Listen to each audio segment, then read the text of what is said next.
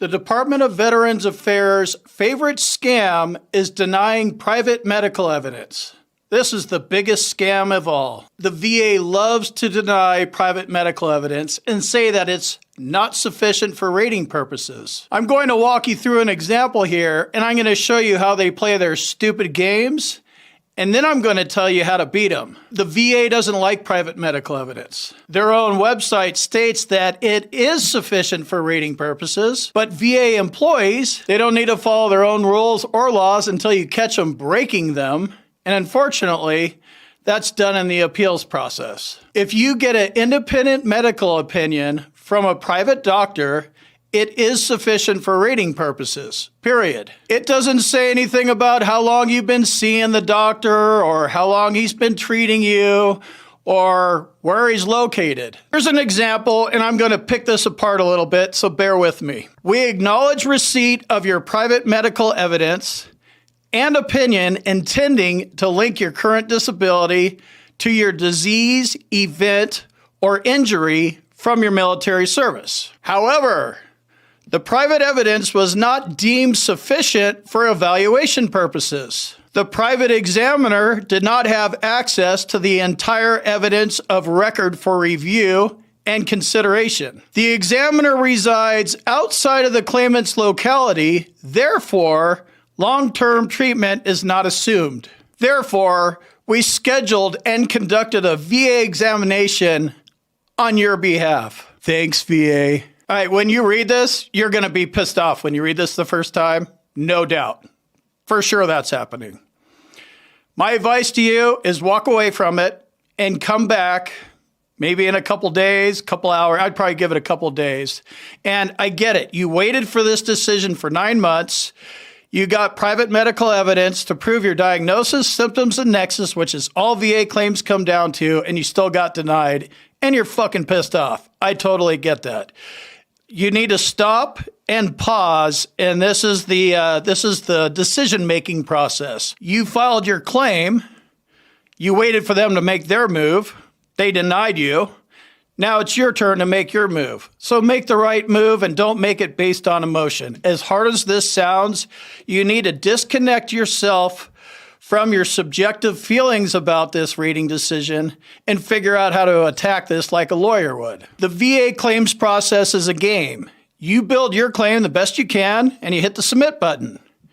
You made your move, and then you have to wait for the VA to come back and deny your claim, which is their move. Now it's your move again, and one of those moves is you can hire a lawyer. Another option is to enter the lower levels of the appeals process on your own by filing a higher level review or a supplemental claim.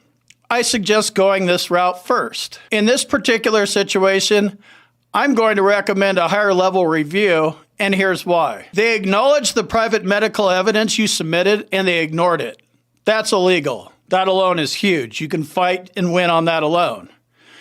They say your private doctor didn't have access to the entire evidence of record, which is bullshit because you gave him your entire VA claims file. So you can win on that one alone as well. They say your examiner resides outside of your locality, so long-term treatment is not assumed. That's also illegal because this is an opinion from a doctor and you don't need long-term treatment. If we take that a step further from Mr. Asshole VA Rater, what would make you happy, Mr. Dickhead VA Rater? What is your definition of long-term treatment? 3 days, 3 weeks, 3 months, 3 years? It just says long-term treatment. It's not defined because it's made up. It's a bullshit statement that's also illegal. So you argue this by arguing the legality of the decision. You need to stick to the facts, do a higher level review, and if you don't want to talk to a decision review officer, don't check the box. You could do this by just writing your statement. This is what you need to do. You need to put this in writing and don't request the phone call. I prove my disability by providing a diagnosis, the severity of my symptoms, and a nexus linking my current disability to my active duty service. My private doctor reviewed my entire VA claims file, which I provided to him on January 15, 2022, prior to my exam, or whenever the date is.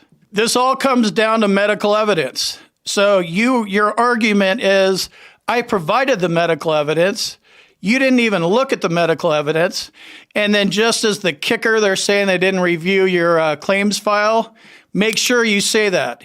I gave the doctor my entire VA claims file on a CD or a PDF or however, and that's it. Like, that's all you need to do. You don't need to go rambling on for, 5 more paragraphs. Short, simple, factual. Learn how to speak to the VA using as few words as possible. The more they get you talking, the more you're off your game. You don't need to address the fact that your doctor only saw you once and that he was located out of state. They can clearly see that both your doctor and the CNP examiner only saw you once and they were both located out of state. They already know that, so you don't need to focus on that part. This is your move. File your higher level review and see what they come back with next. When they come back, if you're feeling uncomfortable, if your higher level review gets denied, you could lawyer up at any time in the appeals process if you don't feel like you can handle it. But I suggest something like this, where they just disregarded all of your private medical evidence. I would go after a higher level review. All right, that's about all I have to say in this video.